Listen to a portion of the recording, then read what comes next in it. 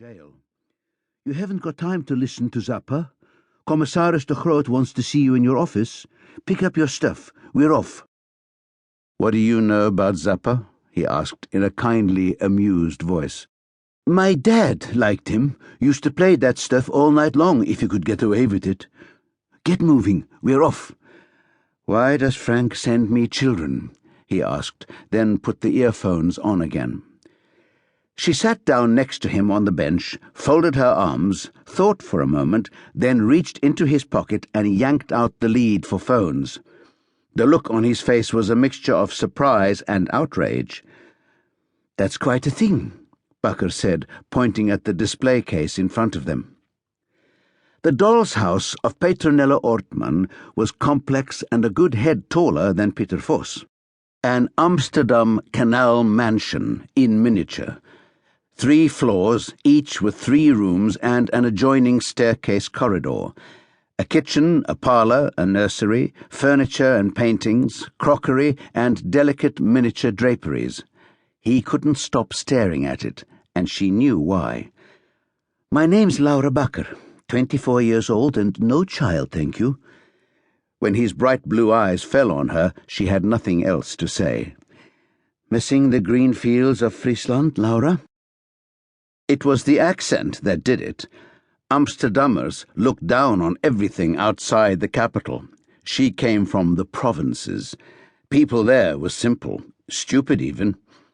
There's more to Friesland than green fields, she said.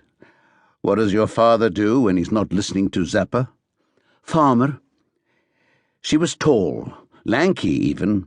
Her fine red hair was pulled back behind her head, a practical decision for work. Laura Bakker didn't give much thought to how she looked. Her long face was pale, and she felt unremarkable, not much different from when she was 17. Do you miss him? He asked. Yes, but he's dead, she said. Mum, too. Not that this matters. Just get your stuff, will you? He didn't move. She took out another folder from her bag, almost spilled the contents of that on the floor. He looked at her, one dark eyebrow raised, then went back to gazing at the doll's house. That cost Petronella 30,000 guilders. As much as her mansion on Warmoestraat, I guess, which is probably a coffee shop now, selling bad marijuana to drunken Brits. You look like you were expecting me, Vos. How's that? Magic. Didn't you read the files? They don't say anything about magic. Plenty else. Ortman was a wealthy widow. Her money came from the silk trade, which kind of lived alongside slavery and spice.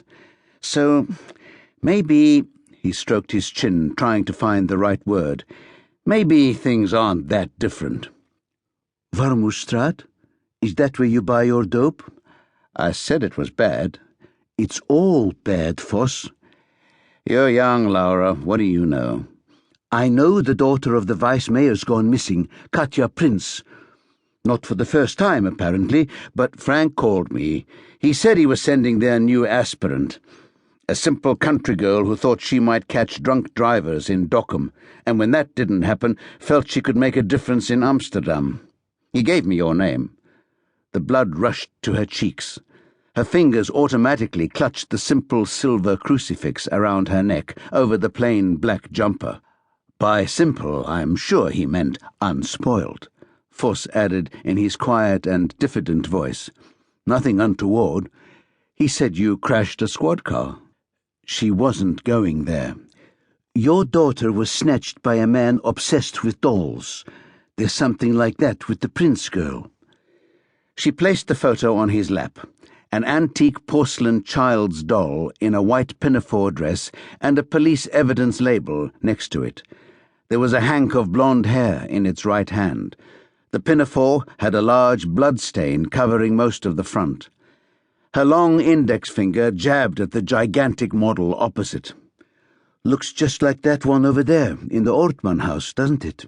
Just like the one he sent you, except for the blood and the hair. Vos sighed. The hair was in its left hand with me. The blood stain was smaller. Katja was staying at a tenement